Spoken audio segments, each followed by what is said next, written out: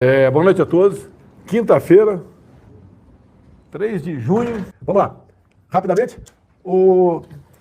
Vai ter Enem esse ano ou não? Claro que vai, presidente. Os alunos estudam, criam uma expectativa de poder sair, mudar uma etapa da vida do ensino médio para o ensino superior. Então, em novembro teremos Enem. Sobrevoei a região dos Seis Lagos. É um platô, né? Tem meia dúzia de lagos lá, sim. Filmei aquilo, quero divulgar brevemente para ver uma visão aí fantástica. Talvez seja a região mais rica do Brasil falando em recursos minerais. Lá nós temos quantidade aí incomensurável de nióbio. Tá? A gente espera um dia poder fazer um acordo com um país para a gente poder explorar isso aí, agregando valor ao Brasil e não exportando como nós fazemos aí em duas minas nossas, como commodities, né? Você pega apenas o valor do imposto. O Brasil tem um potencial enorme. A pandemia atrasou a gente um pouco, sim, atrasou, tá? Mas o Marcos Pontes trabalha nisso também. Assim como o Marcos Pontes, acredite, trabalha na vacina brasileira. Sim. Nós fizemos, assinei anteontem, um acordo para transferência de tecnologia com a AstraZeneca para com a Fiocruz, e nós, daqui a poucos meses, estaremos produzindo, né, em todas as suas etapas da vacina contra o Covid. Vamos ser, se não me engano, o quinto país do mundo a produzir vacinas aqui. Isso é fantástico. E começou com quem? Com o Eduardo Pazuello lá atrás, o nosso ministro da Saúde, né, que acabou o tempo. Ele chegou no limite dele, achamos melhor colocar alguém mais técnico, né, mais voltado para a saúde em si, que tinha que ser feito muita coisa na saúde, tinha muita coisa errada lá, e ele fez. Uma das coisas erradas que ele fez foi, ele não assumiu depois do Mandetta, ele assumiu depois do Jorge Teik, Nelson Teik, que pediu para sair, não foi Zanella, pediu para sair. Quem foi demitido foi o Mandetta. O Mandetta é aquele do protocolo, tá com Covid, cara, vai para casa, quando estiver sentindo falta de ar, vai para o hospital. Para ser o quê? Entubado. Tá certo? Eu lembro disso. E obviamente a CPI tinha uma chance ímpar de discutir essa questão de tratamento imediato, como é que o mundo está enfrentando a questão do Covid. Podia nos dizer se algum país do mundo ninguém morreu. Tá? O que a CPI podia falar sobre o lockdown da Argentina, é o país que mais fechou tudo no mundo, e é um dos países que mais morre por 1 milhão de habitantes. Tá? Falar também que, em função disso, o que está acontecendo com a Argentina. A Argentina tomando medidas disso de fazer inveja ao Hugo Chávez. Né? Olha, pronto, tá indo a nossa querida Argentina. A gente espera que mude tudo isso lá, mas bastante difícil. Fizeram uma opção talvez equivocada no passado. Tá? E poderia estar perdendo uma chance enorme de ser útil. Fica lá 3 marmanjões ali, o Renan Calheiros, conhecido, né? PhD, recordista em crédito supremo. Tem o Omar Aziz também, que já conhece tudo de saúde do seu estado, com profundidade, acusado de um montão de coisa no seu estado. O outro lá, aquela pessoa lá do Amapá, outro senador, tá? Fica ali maltratando pessoas que falam que eles não podem ouvir. Inclusive 2 mulheres, a Anísia Yamaguchi e a Mayra também, 2 excepcionais profissionais que entendem do assunto, que defendem o tratamento imediato, mas eles não querem. Agora, aquela pessoa que é contra o tratamento imediato e não dá alternativa, no mínimo, é um canalha. No mínimo é um canalha. Tá? Porque eu tomei aquele remédio. Não vou falar aqui para não cair a minha live, né? Eu tomei aquele remédio. Senti mal há poucas semanas. Tomei o meu remédio também. O mesmo remédio. No dia seguinte, fiz o teste, por coincidência, não estava infectado. Tá? Porque se tivesse, apontaria. Não está infectado. Tá? E tudo bem. Todos, quase 200 pessoas, ou mais ou menos 200 pessoas lá da presidência, que foram contaminadas, né? Quase todo mundo tomou aquele remédio. Eu tomei aquele remédio. Tomou aquele remédio também? Tomou mais um aqui, ó. Quase a minha idade. Quase a minha idade. Você é sedentário também, né, Milton? Sou. Você confessa, né? É sedentário. Caminha de vez em quando, Milton? Caminho, da sala para a geladeira. Então, olha só. Tomou, sem problema. Esperar sentir falta de ar para procurar um médico. Para quê? Para tomar o quê? Agora eu vou pagar com a mesma moeda. O que está comprovadamente científico você usar depois que você tiver falta de ar? Um tubo. Agora, mais cedo ou mais tarde, isso virá à tona. Vocês verão que milhares de pessoas poderiam estar entre nós, vivas, se o outro lado não politizasse isso. Eu não politizei isso. Eu não politizei isso aí. Quem politizou é o outro lado. Quem diz para não tomar e não dar alternativa são eles. Agora, lá dentro do Senado mesmo, teve acho o Marco Duval, acusou o outro senador, Otto, de ter recomendado para ele aquele que eu tomei. E agora o Otto lá fica posando como o pai da medicina, humilhando mulheres, humilhando 2 médicas, ameaçando de prender lá quem não responde sim ou não pro Renan Calheiros. Olha só, hein? Pelo amor de Deus, hein? Eu não aceitaria ser convidado para a CPI, para Renan Calheiros. Quer convocar, é o poder da CPI convocar. Agora, aceitar convite para ser inquirido por uma figura desqualificada como Renan Calheiros, ou Otto, ou Omar Aziz, realmente não tem cabimento isso aí. CPI é coisa séria, pessoal. Estão apurando desvio de recursos? Não, né? Até porque o próprio Renan falou que essa CPI não será usada para apurar desvio de recursos. Está apurando o quê? Se eu estou usando máscara ou não? Em falando em máscara, vocês estão vendo aí o vazamento aí dos e-mails do Dr. Fauci, fala? Fauci, lá dos Estados Unidos? Vocês estão vendo os vazamentos aí? O que ele fala, aí nos... Ele diz ele nos e-mails, as máscaras são realmente para as pessoas infectadas. Eu não vou falar que sou contra ou a favor. O que ele diz? A máscara é para ser usada por quem está infectado. A nossa linha aqui, a nossa conduta, o nosso protocolo, quem está infectado, fica em casa. Eu fiquei em casa 9 dias. Tu ficou em casa. Então não é... Aqui dá a entender até que quem está infectado pode ir à rua desde que esteja usando máscara. Pelo e-mail aqui, quem não está infectado não precisa usar máscara. Entenderam, pessoal, os meia dúzia da CPI? É a maioria, né? A minoria lá está fazendo um bom trabalho. Então, entendendo aqui? Mais ainda, a máscara típica, não sou eu que estou dizendo, atenção, Folha de São Paulo, Globo, Estadão, Antagonista, UOL, não sou eu que estou dizendo, estou lendo aqui. A máscara típica que você compra na farmácia não é eficaz para impedir a entrada de vírus. Ela ajuda um pouco a impedir a saída, a entrada não. Agora, milhões de máscaras compradas diariamente no Brasil, isso é muito bom. Tá? Muito bom para quem ou está iludido, não está bem informado, tá? Ou está seguindo um protocolo aí equivocado, no mínimo equivocado. Caiu a ligação aí? Tá. Então, máscara, não vou falar mais de máscara aqui. Não estou dizendo que você tem que usar ou não tem que usar máscara. Apenas a CPI está apurando lá se eu devo ou não, por que não estou usando máscara, etc. Então está o Dr. Fauci aqui, dos Estados Unidos, né? Falando que as máscaras são realmente eficazes para as pessoas infectadas. Quem não está infectado, não, foi pelo Dr. Fauci, não precisa usar máscara. Os baiquiris também começaram a plantar agora, e os caiapós também. E lá onde eu tive, aqui nos Tucanos, né, que era a comunidade Balaios, eles querem que seja, já sabem, quer que seja aprovado o nosso projeto que está no Congresso, permitindo o índio a usar a tua terra da mesma forma que um fazendeiro do lado usa a terra da sua fazenda. Eles querem plantar, querem garimpar, querem fazer uma pequena central hidrelétrica. Tá? Mas tudo bem, a gente vai chegar lá ainda, pode deixar. Bento, não é só o Tarcísio que conclui ou faz obras, você também conclui obras? Viu? Nós chegamos lá no MEC, tinham 4.000 obras paradas. Dinheiro público enterrado. Só do MEC. Só do MEC. Nós terminamos em 6 meses 967. Seguindo sua orientação, o que nós fizemos? O parlamentar chegava, queria uma creche. Eu falei, olhava na região, a sua base é essa? É. Que isso faz parte do trabalho parlamentar. Aí eu falava para ele, me ajude a concluir essa, que eu vou lá te aplaudir na inauguração. 967 obras, agora já estamos em 3.000. Como é que a educação, o Ministério, colaborou na questão do combate à Covid? Olha, a primeira ação nossa foi montar um grupo em que nós chamamos os representantes do CONSED. O que é o CONSED? É o Conselho de Secretários de Educação de todo o país. Chamamos também um representante da Undime, que é o representante de todos os secretários municipais, mais nossos técnicos, e formulamos um protocolo de biossegurança. Essa foi a primeira ação. Fora isso, nós pegamos todo aquele recurso, isso eu vim pedir pessoalmente ao senhor, no seu gabinete. Como nós não tínhamos aulas presenciais, sobrou, entre aspas, uma rubrica de estagiários. Eu peguei esse dinheiro e mandei para os diretores de 119 mil escolas públicas do Brasil. Não é só o Tarcísio, não. O Milton também faz obras. Ministro, a quarentena escolar brasileira, que foi a mais extensa do mundo, abriu um buraco enorme, né, na formação de milhões de crianças. Será possível recuperar esse prejuízo? E o que é que o MEC pode fazer nessa recuperação? Obrigado. Muito bem. A ideia é a seguinte. Em primeiro lugar, um diagnóstico. Nós vamos fazer uma avaliação e qual o nível que as crianças, em que nível elas estão e o que foi de fato, qual foi de fato o dano causado, que isso é fato mesmo, que eles tiveram. E aí, então, nós vamos tomar as providências com conexão, com internet e tudo mais. A deixar bem claro, Milton, que na ponta da linha é o prefeito que decide. Se você não quiser abrir a escola, é isso que foi feito. Então, alguns me querem me acusar de omissão. Quando o Supremo decidiu que as medidas restritivas cabem a governadores, cabe a mim, né, governadores e prefeitos. Só se eu, por exemplo, fechar uma área, o governador pode fechar, obviamente, essa área que eu fechei, e mais outra, e o prefeito, mais outra. Então, na ponta da linha, quem decide é o prefeito. Temos informações, né, uma prefeitura do interior do Rio de Janeiro hoje em dia, que a prefeita lá, o prefeito, não sei, decretou toque de recolher a partir das 18 horas. Então, o que a garotada perdeu com a educação que já não era de boa qualidade, não se encontra aí realmente.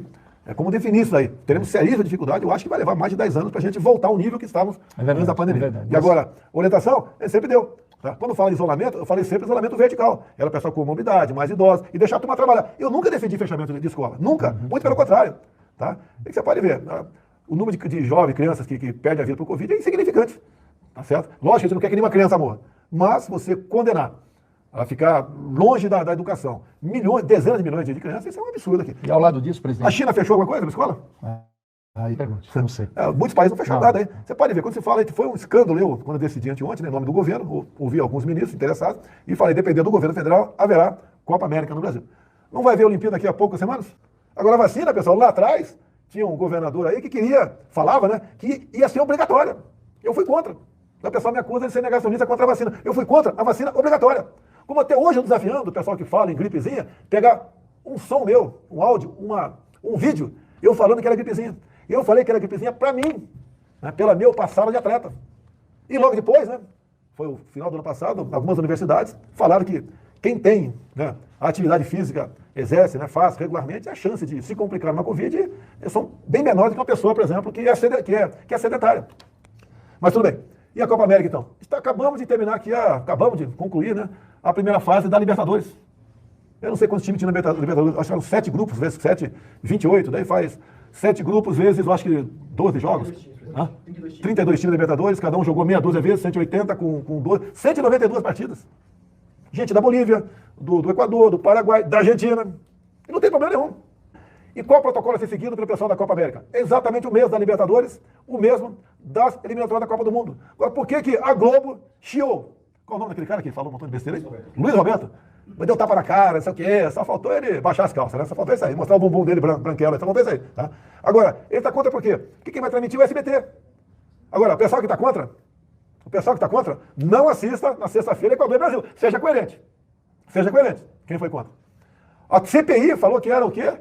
O torneio da morte. Renan Calheiros, torneio da morte, Renan Calheiros. Renan Calheiros, o que mata a gente não é quem manda dinheiro para o Estado. É para quem desvia dinheiro do Estado. E falar em desvio, você tem um PhD do teu lado. Fala com o Osmar Aziz. Omar Aziz. Ele é PhD em desvio de recursos. Sabe o que é desvio de recursos? Lá no estado do Amazonas. A Polícia Federal andou visitando ele. Visitando a família dele.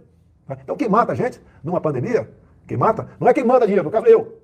Tá? Nós gastamos, né, nos endividamos aproximadamente 700 bilhões de reais.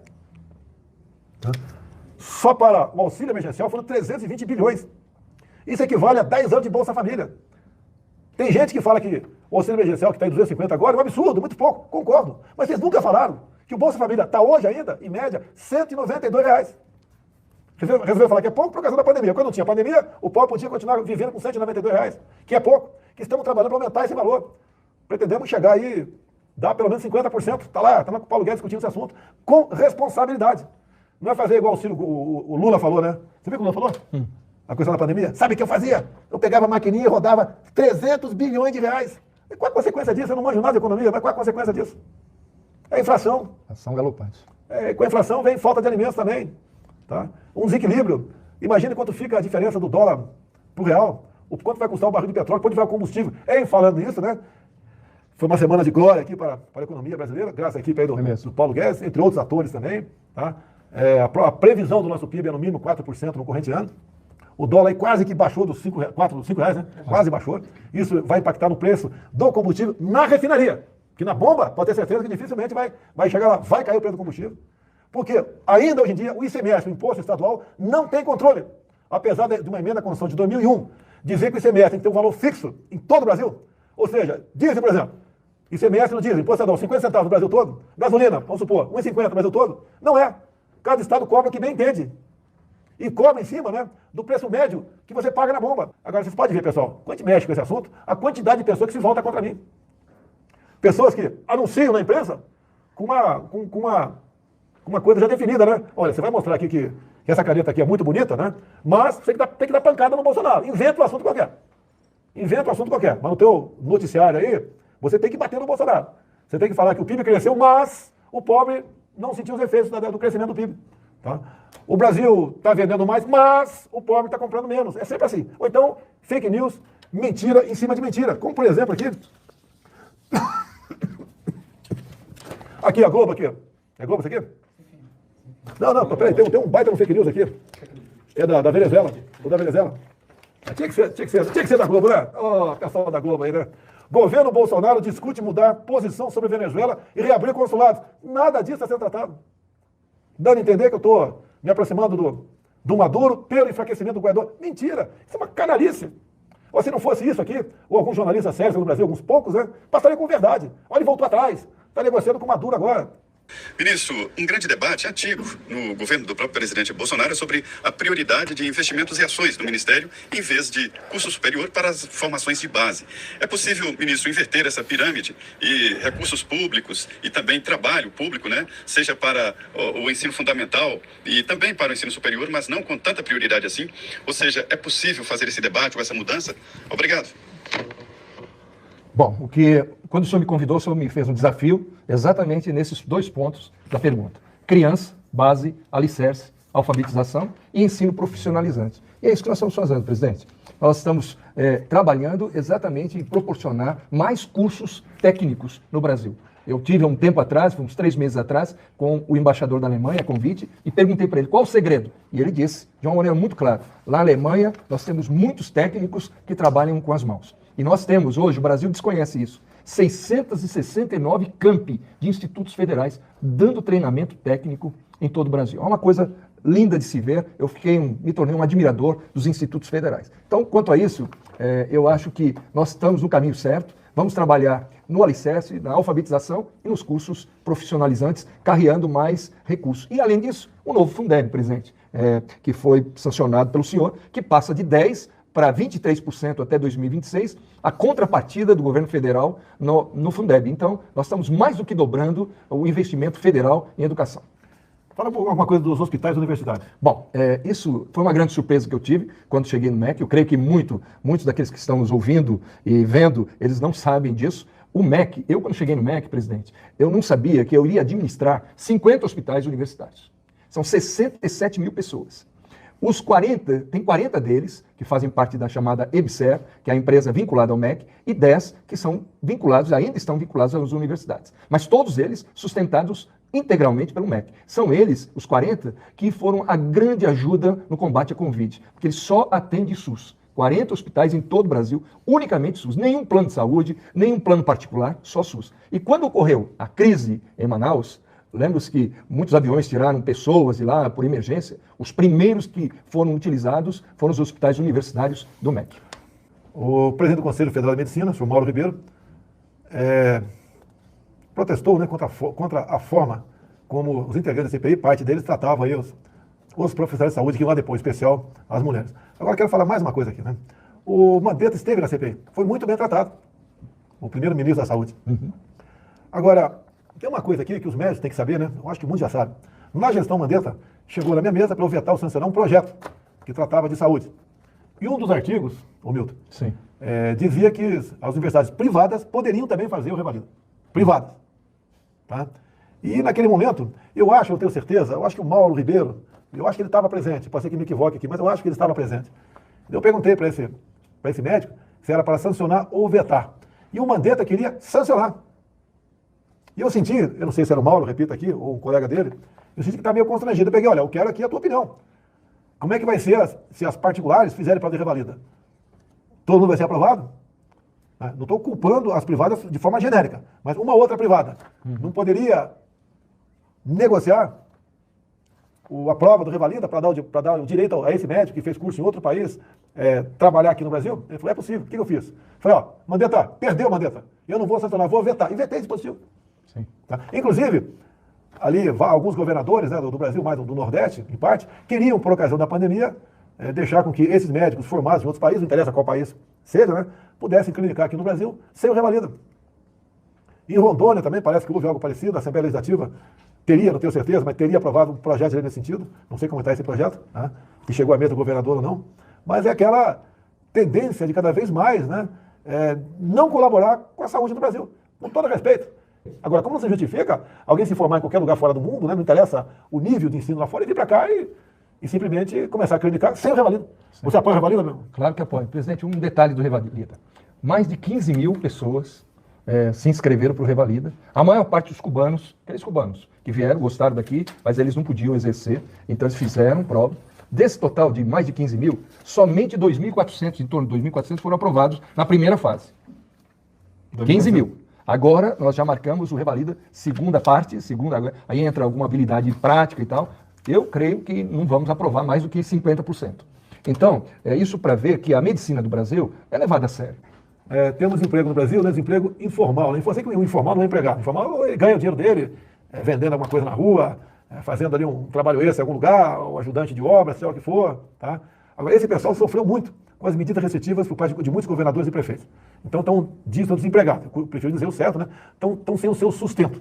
Então, pessoal, nós estamos fazendo o que é possível para essas pessoas, mas deixar bem claro, quem tirou o ganha-pão das pessoas não fui eu, que eu nunca falei para ninguém ficar em casa, a não ser quem tem comorbidade, né, quem tem uma certa idade. Eu nunca mandei fechar comércio nenhum no Brasil. Eu nunca decretei um lockdown ou toque de recolher, tá? E não fechei comércio nenhum. Então nós estamos trabalhando, é a carteira verde e amarela chamada pelo Paulo Guedes, sei que não é fácil implementar isso aí, para ver se a gente dá uma força no emprego informal, né, no ganha-pão, para o pessoal que vive na informalidade no Brasil. E não pode continuar esse pessoal a vida toda esperando o auxílio emergencial de R$250, é muito pouco. Ajuda, ajuda. Eu lembro quando eu estava na ativa no Exército, quando entrava ali um extra por um motivo qualquer que acontecia, vendia uma coisa, era muito bem-vindo, tá? Ajuda. Mas, logicamente, é complicado. Não dá para você pensar em continuar vivendo com isso. É pouco para quem recebe e muito para a nação. Porque são em torno, hoje em dia, um pouco mais de 30 milhões de pessoas estão recebendo, ver R$250, só fazer a média, né, R$250, você vê quanto é que isso é de endividamento para o Brasil. Então, deixar bem claro. Aquele pessoal lá atrás, fica em casa. A economia a gente vê depois, estão vendo agora. Agora, por favor, nós estamos fazendo a nossa parte. Como nós aprovamos aqui o novo Pronamp, que de novo nasceu lá com o senador Jorginho Melo de Santa Catarina. Parabéns a Santa Catarina e ao Jorginho Melo. Tá? Aprovamos isso aí. E o Pronamp agora, ele não é mais temporário, é definitivo. Depende, obviamente, do recurso do governo. A previsão agora, nesse ano, poderá chegar, né? Ou melhor, vai variar de 5 a 25 bilhões de reais. Depende de bancos privados. O Paulo Guedes já está fazendo gestões junto ao banco, nós sancionamos, segunda-feira, esse projeto. Ajuda aí ao pessoal, né, a receber uns recursos com o compromisso de manter o pessoal empregado, até a economia se estabilizar. E a gente espera que lockdown não venha acontecer mais no Brasil. Porque o país que mais fechou foi a Argentina, é o que mais morreu gente e o que mais destruiu a sua economia. Ministro, o movimento Escolas Abertas, entre outros, tem trazido dados mostrando a viabilidade da realização de aulas presenciais nas escolas dentro de faixas aceitáveis de segurança. O senhor compartilha do ponto de vista que é possível haver aulas presenciais no Brasil hoje? Obrigado. Desde o início eu tenho dito isso.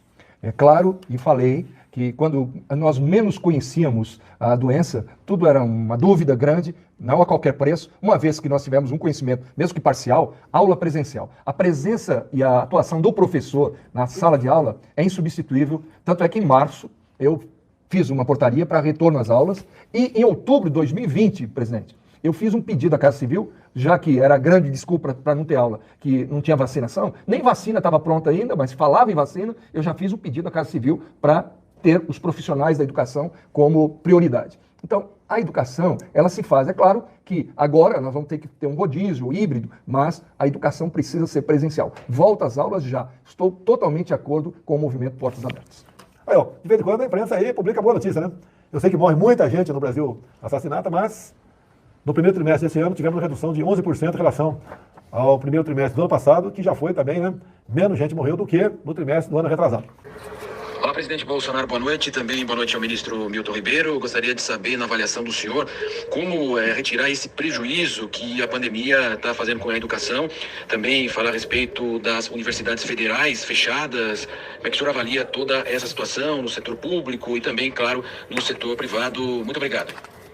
Bom, como eu disse na outra pergunta, nós primeiro precisamos de um diagnóstico. Eu creio que as avaliações normais que o INEP faz, nós vamos ter um diagnóstico, uma visão e tomar ações. São ações de preparar os professores para poderem dar aulas híbridas, né, e trazer um trabalho mais específico de tentar ganhar aquilo que foi perdido no passado. Nós temos algumas ações, capacitações e tal, e isso tudo vai ser feito. Com relação às universidades, aí nós entramos numa outra questão, que a universidade, ela tem o que chamamos de autonomia acadêmica, autonomia universitária. Então, a universidade, o MEC, nem ninguém tem poder para definir se vai ter aula presencial ou não. Então, nós vamos depender, claro, da avaliação da reitoria, do conselho universitário, que tem esse poder de decidir. Então, isso também, o MEC, ele pode orientar, nós temos feito isso, mas ele não tem poder de decisão. A imprensa noticiou que eu, por portaria, aumentei meu salário e de ministro. O que eu posso adiantar para você. Primeiro, eu não assino portaria. A portaria assina são os ministros. Outra, eu fiquei 16 anos no Exército Brasileiro, 2 anos como vereador, 28 como deputado federal e estou em 2 agora como presidente da República. Então estou aí com, basicamente, eu acho que 48 anos de serviço, 48 anos. Eu quero que o Cid traga semana que vem quanto eu ganhei mês a mês como presidente da República, né, desde janeiro de 2019. Mais ou menos 23 mil líquidos. Eu vou arredondar para mais, para não. Eu ganho até o mês retrasado, 23 mil reais líquidos. E eu tenho desconto apenas obrigatório, como imposto de renda, previdência. O meu salário, 23 mil reais líquidos. Não estou reclamando não, tá, pessoal? Com uma decisão do Supremo Tribunal Federal, falando sobre acumulação de aposentadorias, né, com rendimentos aí de atividade aí do serviço público, né? Eu passei agora a ter o direito, além do salário de presidente da República, que se não me engano é 33 mil brutos, mais 12 mil do Exército, bruto vai dar 45 mil. Então eu devo passar descontando tudo por uns 32 mil reais. Então aumentou 5 mil reais no meu salário. De ministro militar, aumentou bastante. Tá? O que acontece? O Ramos, o Braga Neto, estão na reserva. Depois de 48 anos de serviço, 47, 48, estão na reserva. Daí foram trabalhar no governo. E tinha um abate-teto, que não podia acumular. Então eles ganhavam mais ou menos, bruto, R$5.000 por mês, cada um deles. Tá? E o que o Supremo decidiu? Que ele poderia acumular os proventos da sua aposentadoria de militar, como a minha também, que eu ganho metade de capitão, com o salário de ministro. Isso que foi feito. Decisão do Supremo Tribunal Federal. Atingiu essa decisão do Supremo mais ou menos 1.000 pessoas do Brasil. 70% da área de educação e saúde. 30% outras áreas, entre elas os militares. Bem, decisão do Supremo. Tá? Agora, eu, por exemplo, podia estar ganhando mais 30 mil bruto por mês. Tá? Que eu posso requerer a aposentadoria de parlamentar. Mas o que eu faço? Eu não requeri. Por que não requeri? Exatamente para evitar o pessoal criticar. Tá? E daí, iam falar um montão de besteira, então eu não requeri. Eu estou sem ganhar o da Câmara, que é uma aposentadoria que eu contribuí para ela com 11% ao longo de 28 anos. Não vou discutir aqui, eu sei que realmente é um salário, uma aposentadoria grande, tá, exorbitante, perto do teto da Previdência, mas essa é decisão minha. E quando eu deixar a Presidência da República, e aí, eu devo requerer? Ou vou viver com mais ou menos aí R$10.000 do Exército? É você aí que diga como é que eu devo proceder. Tá? Se dá para eu viver com 10 mil por mês, se acha que dá, tudo bem, não estou reclamando não, tá? Ou posso requerer a aposentadoria da Câmara, não, estou bem claro. Eu não aumentei meu salário. Nem por portaria que eu não assino, foi uma decisão do Supremo Tribunal Federal. Tá ok? Agora, vi muita gente criticar. Pessoal, a crítica é válida, bacana, mas com fundamento. Não entra nessa linha da esquerdalha. Né? Eu gastei 14 milhões com leite condensado no corretiano. Pelo amor de Deus. Fiquei sabendo quando saiu na mídia. Foi um valor bem abaixo disso. Como podia ser bem acima. Mas não é para mim o leite condensado. Ninguém criticou o leite condensado que, porventura, não teria recebido. Ou teria sido superfaturado. Criticou só 14 milhões. Eu não sei quanta lata dá. Deve dar aí 2,5 milhões de latas de leite condensado. E para quem é o leite condensado? É um efetivo de 370 mil militares, mais o pessoal da Justiça, vai até para penitenciárias, né? Para a educação acho que vai também? Não sei, acho que a educação vai. Acho que não. Vai ser universidade. Bom, então, sim, deve vir também. Então dá mais, eu vou chutar aqui, não, em torno de 600 mil pessoas. Não quero criticar nisso. E olha que o pessoal bateu pesado. A gente vai no perfil, vê lá o cara tá com a minha fotografia lá, Bolsonaro, não sei o que lá, positivo, o cara critica. Aí ele escreve ainda. Quando tem que criticar, eu critico. Pelo amor de Deus, vamos criticar com razão. É a mesma coisa, outras autoridades aí da política, tem que criticar, critica. Eu critico, mas tem que ser com fundamento. Sem fundamento, a gente perde a credibilidade. Alguma coisa mais aí? Fala, Jorge Seif. 30 segundos. Vem cá atrás aqui, você, ligar. Presidente, começamos as audiências públicas para a sessão daqueles terminais pesqueiros públicos. Semana passada foi Santos e Cananéia e amanhã vai ser o de Belém e o de Natal. Então peço a todos que contribuam porque nós queremos fazer a sessão, presidente, conforme os pescadores precisam dos serviços ali. E uma segunda coisa, amanhã eu, ministro Rogério Marinho e ministra Tereza Cristina estaremos em Campo Grande, Mato Grosso do Sul, entregando casas e alguns títulos de águas da União. Obrigado. Valeu, Jorge. Eu cumprimento a todos os brasileiros com a paz do Senhor. Um abraço a todo mundo, pessoal. Valeu, Milton. Falou. Fora, Milton.